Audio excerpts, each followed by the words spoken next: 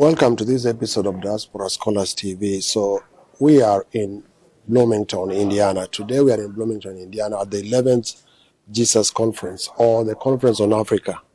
But I'm delighted today to bring you a guest, Dr. Eric Koome Morianki.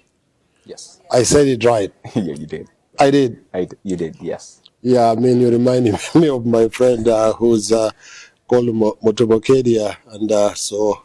Koome is familiar. So tell us, what are you doing at this conference? Did you come to present? And it's a pleasure to have you, first of all, and welcome to the show. Thank you very much. Thank you very much for having me. Yes. So this is an international conference on Africa, and I came to present about the music that a little research that I have been working on. So that's why we're here. Yeah. That's why we're here. So if we talk of the research you have been working on, which area? I know you have a PhD, so tell us a little bit more, because this is Diaspora Scholars TV, where we showcase stories about scholars. And so tell us about what you came to present about, and well, do you want me to go back to the process of the PhD, or just straight to... straight up, like the presentation, a little bit of it, and then also background about your PhD. In not too detailed. Sometimes our viewers say that, we didn't get that, but it's also a chance to learn. So go ahead. Yeah.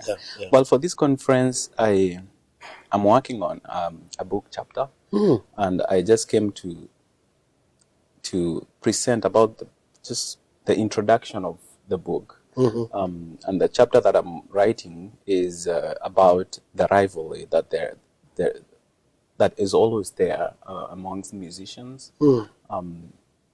You've heard people sing about others in terms of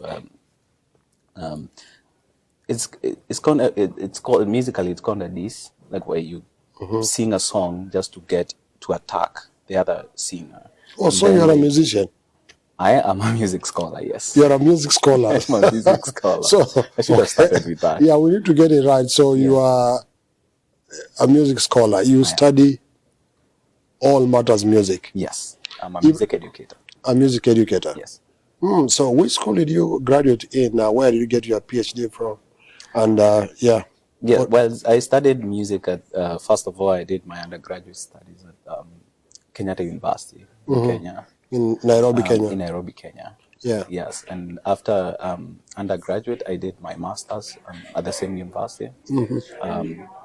Then after master's, I went to the University of Florida for a PhD in music education. Yes, and I graduated in May of 2024. Oh, that's last year. Oh, Last year. Congratulations! Thank you so much. I mean, it must have been a great feeling. Yes, it was. To be called now as Dr. Eric Koome Morianki. Yes. Are you used to the name now? Well, I don't know. It still feels weird when someone says, "Hey, doctor," and doc, or something of the sort. I'm like, you're still referring to me, but yeah, it feels nice when someone calls you that. It feels nice. It's a sense of achievement. Earning a PhD, and more so in music, is not that easy, because you not only have you to do the research, the theory, you have to do the actual practice. You have to do the actual singing and the instruments, right? Give us a brief view of what really is your area in music. Well, my area is in music education, so I deal with music for classroom purposes. So I teach teachers teach music.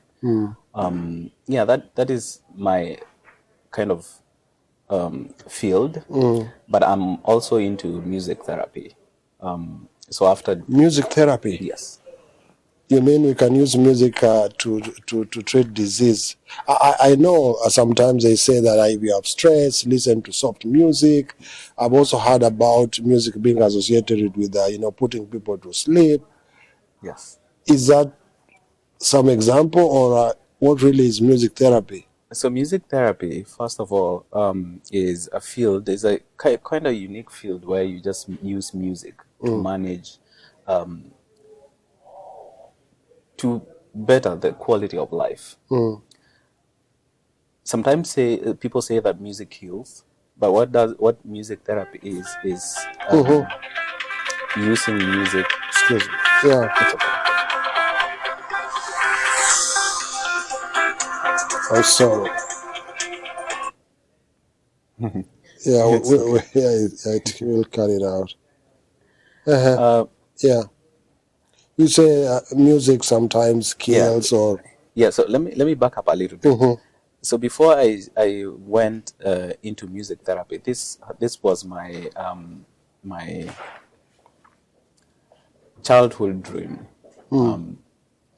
I wanted to be a music therapist, but there are very few, if any, university in Africa that offers music therapy as a course. I know of one in South Africa. I don't know whether it's one or two, but they are extremely few. So I didn't have a chance of doing that for my undergraduate. So you mean, Dr. Koome, you mean you knew about music therapy even before you did your undergraduate? Yes. I knew how? About it, how? Because many of us at that age, we listen to pretty much quite a number of genre of music because you're trying to explore different kinds of music. How did you know about music therapy in the first place?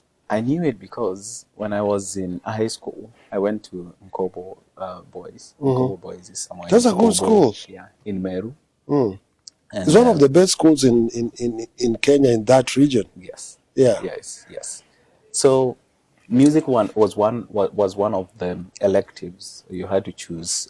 You either do music or do French or do agriculture.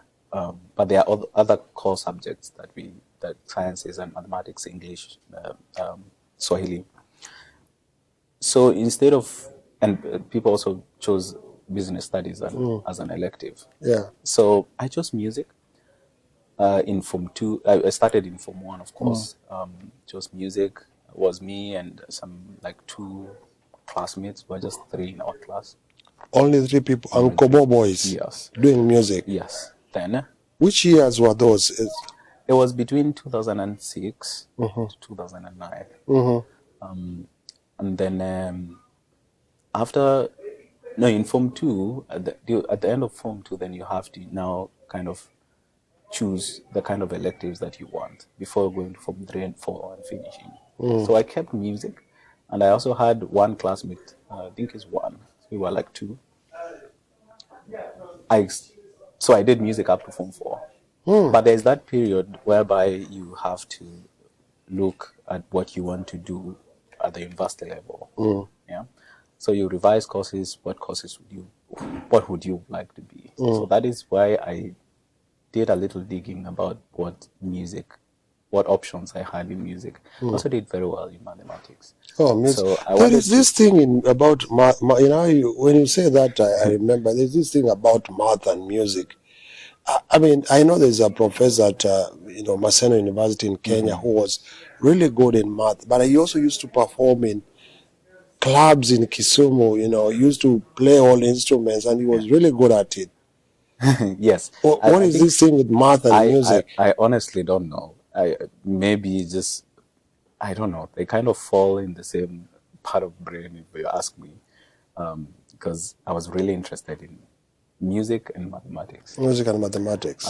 Yeah, but back to my story of how I knew about music therapy. Yeah. So that period where you are looking for those courses, you're applying to universities, you're choosing what you want to be before those people classify you. They used to call it job. Before they tell you what they're calling you to do. Before the admission system places you at a particular course. Yeah. So I had to check what options I had in, to study music. So there is music education, which was kind of huge, because all teachers of music did music education. In order for you to teach the high school, you have to have a degree probably in music education or a diploma then. That's okay. There was Bachelor of Music, that is just music pure, not teaching, but just being a performer, mostly. But there was also, I think there were 2 those two big options when it comes to music. But I also checked outside of Kenya to see what other options or careers there are in music, and one of them was the music therapy. And I was like, yeah, this is what you want to do. Yes. Just using music to heal or to manage some illnesses for purposes of improving quality of life. So I was like, I would like to do that. But then there was no university again in Kenya that offered that. So yeah. So with a couple of advices from my then teacher, a man I really respect up to date, is called Mr. Materi. Mr. Materi. Mr. Materi. Materi. Materi. Yes. People call him Miti Mingi. Look at that camera and talk to Mr. Materi. Yeah. He really kind of helped us a lot become who we are today. Where is he now, Mr. Materi? Mr. Materi is retired. Okay. He's enjoying life. Enjoying life. Yeah, but he was at Nkubu High School for a very long time. He taught people like Dr. Abi Chokera. Oh, really? The popular Chokera? The popular Chokera, the senior assistant, is the deputy director of Permanent Presidential Music Commission. Yeah. Yeah, he taught a couple of people. Some of them are here, some are in UK. Some are in the US. So he's really taught so many people to become music educators, even real musicians, and all kinds of music professionals. Yeah. Wow. So that is when this dream of becoming a music therapist came. So what are you doing currently? I know you finished your PhD last year from University of Florida. Where is it based? Where exactly in Florida did you go to school? Which city? University of Florida is in Gainesville. Gainesville. Yeah, it's a small city called Gainesville. It's a college town. It's to the north of Florida. Yes. They call it Gator Nation. That is where I went. And currently, where are you? So after graduating, I had an option of, I had a couple of jobs, but then I remembered that, hey, I'm kind of not done. People call me a professional student. I like being in school sometimes. So I applied to 3 universities to get an equivalency and a master's, another master's in music therapy. Wow. But I ended up accepting an offer from the University of Kansas. This is one of the oldest programs in US. This University of Kansas is among the oldest programs of music therapy in US with really accomplished music therapists. So right now you are at the University of Kansas, taking a master's in music therapy. Yes. But you have a PhD. Yes, I do. This is Diaspora Scholars TV, where we bring you people like Dr. Eric Koome. They are done with their PhD just last year, but they are back in school again at the University of Kansas. Don't you think some people, when they watch this video, they'll say, this guy is crazy? Too much school, right? Well, I would tell you again, one of the reasons why I did a master's. So when I started my PhD, it technically takes 4 years, sometimes 4.5, 5 years. But I did mine within 3 years and 5 months. Oh, wow. It was a record time. Yes. So when I finished early and my visa is still, I had 5 years. So I was like, you can make use of it. I can make use of the time that I could have used to finish my PhD to get another degree on top. So that is why. Amazing. When we return in part 2, we continue the story of Dr. Eric Koome. He'll tell us more. He's gone back to school. He's already has a PhD. We want to also be able to get deeper into, your earlier life. I know you've told us you were in Nkubu. You told us you went to Kenyatta University. You went to the University of Florida. All along, you've been focusing on music. Yes. But what else other than music? Stay tuned on this show in part 2, because Dr. Eric Koome is going to tell us a little bit more about what else other than music. Maybe his entire life is just music. Stay right here. I'm Daktari. In part 2. Yeah. Goodbye. Asante. I didn't